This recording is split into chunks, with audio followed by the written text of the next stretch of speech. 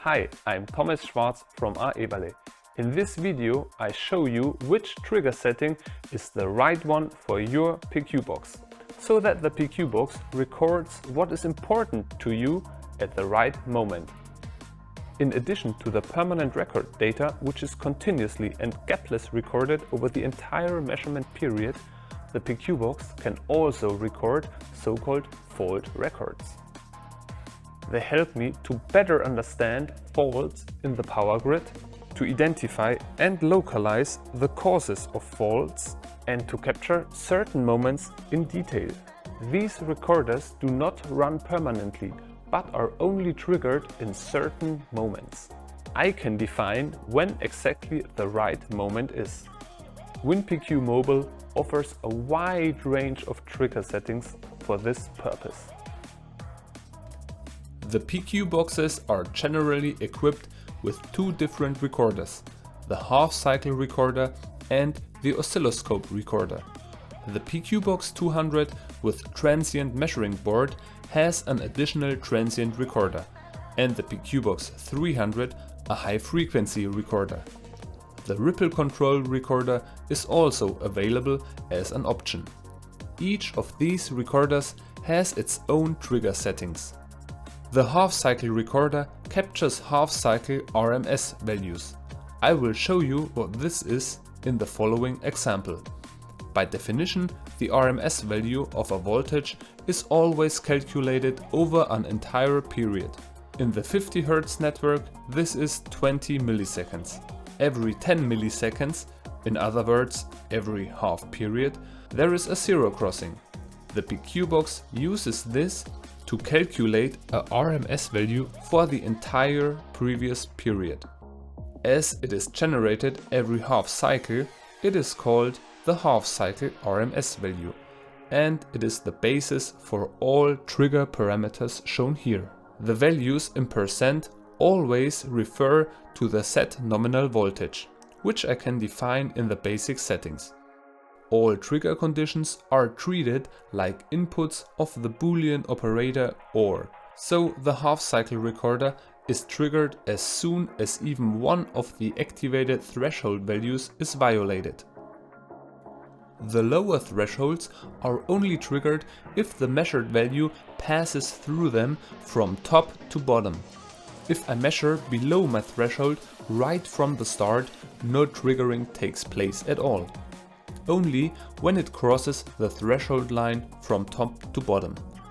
With the upper thresholds, it's the other way round. Here, the trigger is only activated when the measured value crosses them from bottom to top. If the measured values are above this threshold from the start, no triggering takes place. Only when it crosses the threshold line from bottom to top. These thresholds are primarily used to visualize voltage swells and dips and are identical to those in the PQ events in the default settings. And yet I can configure both completely independently of each other. Even if the trigger thresholds for fault records are set more sensitively, this does not change my standard evaluation for a power quality report.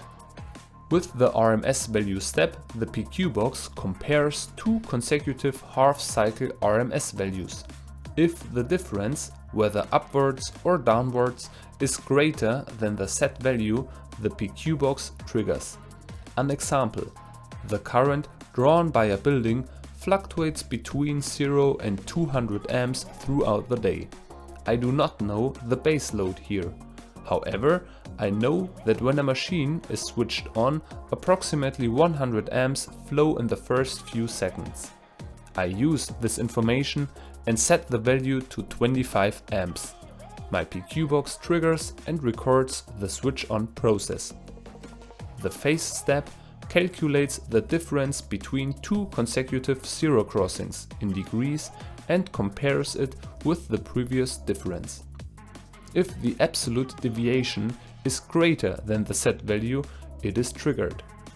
This, for example, is ideal for recording the switching process of a UPS system from bypass to online mode with the PQ box. Within the voltages, I can furthermore distinguish between line to neutral and line to line voltages. Both the PQBox 200 and 300 have an auxiliary input, to which I can connect various sensors. If it is activated in the basic settings, I can configure it as I like, or simply select a preset with suitable sensors from our accessories catalog. The name, unit, offset and conversion factor are filled in directly. In the Recorder tab, the parameters for the auxiliary input are no longer grayed out, and WinPQ shows me the name and all adjustable trigger thresholds. If I want to have a closer look at the frequency, these three settings are my best choice. In addition to an upper and lower threshold, I can use the frequency step as a trigger criterion. This is particularly useful when measuring emergency power generators, for example.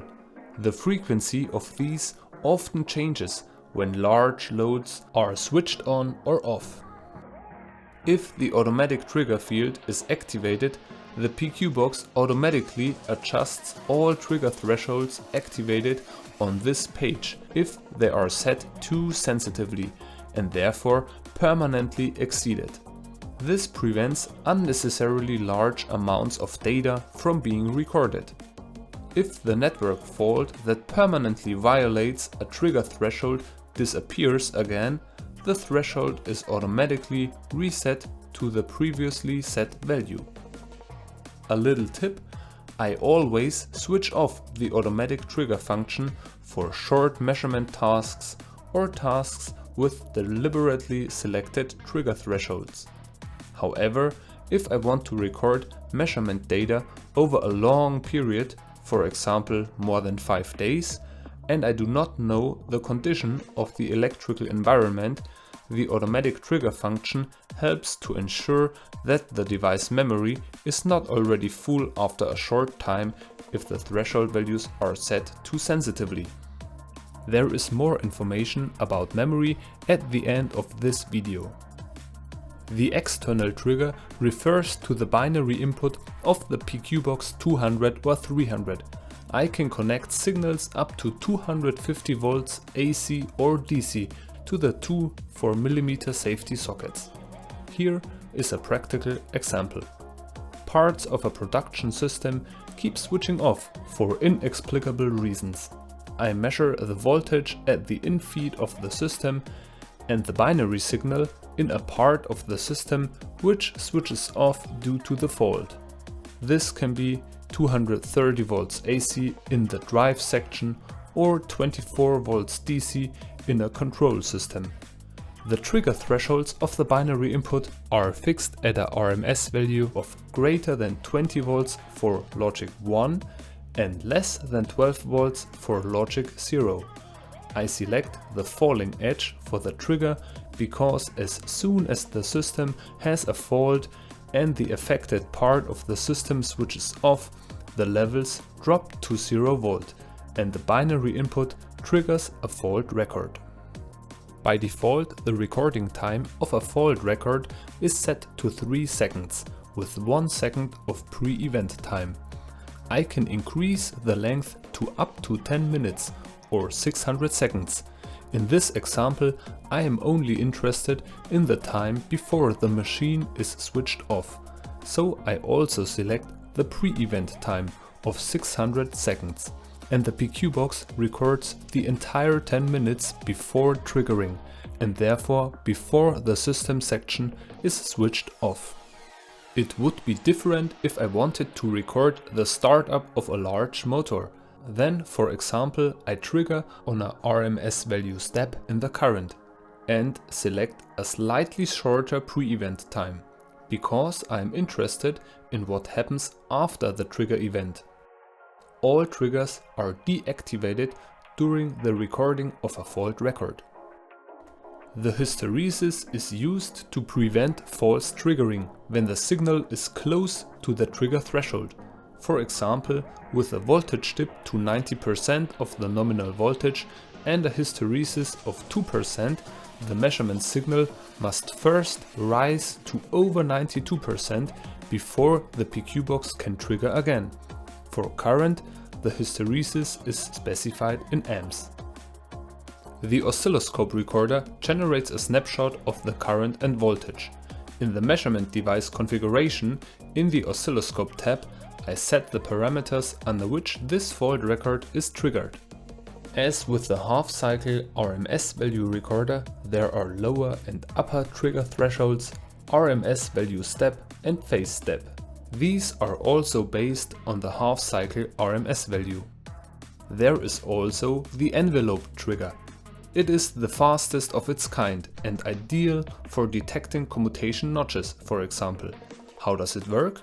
You can imagine it like this, using the following example.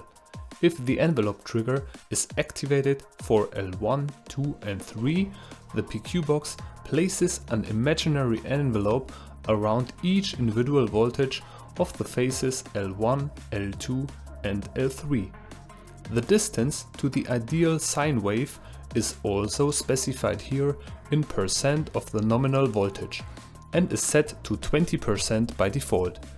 If my installation environment is somewhat harsher, such as in heavy industry, I set the level to 30% or higher.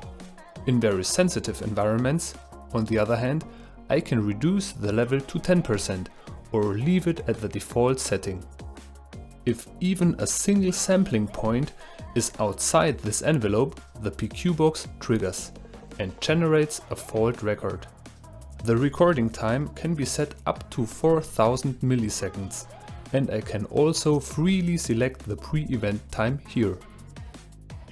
If the same faults occur frequently and within a very short time in succession, there may be a large number of fault records that all show me the same thing. If I define a hold time for the envelope trigger, the PQ box deactivates the trigger for the set time after the fault record has ended. This reduces the number of potentially unnecessary fault records. I use the interval trigger to set a time interval at which the PQ box automatically triggers an oscilloscope fault record. This is helpful if, for example, I want to get a random but detailed insight into the status of my power grid. If I set the value to an odd number, such as 43 minutes, my samples are perfectly distributed throughout the day and cover all times. As the trigger conditions for an oscilloscope fault record and half-cycle fault record can be set completely independently of each other, it is still possible to link the two triggers together. As soon as cross-trigger half-cycle is activated, the PQ box automatically generates a half-cycle fault record in addition to the oscilloscope fault record. With the PQ box 300, I can also trigger a fault record from the high-frequency card. This is always 40 milliseconds long and has a 20 millisecond pre-event time. The hysteresis works in the same way as with the half-cycle recorder, but is completely independent of it. I can also use the external trigger via the binary input of a PQ box 200 or 300 with a falling or rising edge. If I have a PQ box 200 with transient board, this tab with all its settings is also available to me in WinPQ The voltages to earth are always considered here. The PQ box detects transients of up to ± 5000 volts, whereby I can freely set the trigger threshold between 30 and 4000 volts and activate or deactivate it for each individual measuring channel. The trigger works like the envelope trigger on the oscilloscope recorder. The only difference is that the trigger threshold is specified in volts. In addition to very high transients, the box can therefore also record transients whose spike lies between the peak values of the mains voltage. The recording length depends on the selected sampling rate and ranges from 16 milliseconds at 4 MHz to 320 milliseconds at 200 kHz. The pre-event time is always half of the recording duration. From here I can also record the oscilloscope and half-cycle fault records via the cross trigger, or automatically trigger the fault record via an interval. If my PQ box is equipped with the ripple control recorder, it can also record ripple control signals in detail. The recorder can be activated in the ripple control tab and configured with a recording duration of up to 210 seconds. In WinPQ I can find the recorded fault records both at the bottom of the measurement data overview and on the left in the respective tab. The overview shows me all fault records and events sorted by time. Here I can see immediately at which times there were more faults. The vertical lines represent daily changes, with the thick line representing the change from Sunday to Monday. A single click takes me directly to the desired fault record. Another click and I can switch between fault records that were triggered at the same time. The list offers me further options. I can sort by various parameters and use the arrow key buttons to scroll through the individual fault records. The fault search could hardly be easier. Finally, a small note on storage capacity. The PQBox 150, 200 and 300 have the limit recorder option in the menu. This is set to auto by default. This limits the storage space for fault records of all recorders to 2 GB during a measurement. If the memory capacity is less, the PQBox reserves 50% of the free memory. This is a kind of protective function for the permanently recorded data over a long period of time. This is because trigger thresholds that are set too sensitively can result in a large number of fault records and thus large amounts of data. If I am only interested in the fault records, I can also switch off Limit Recorder.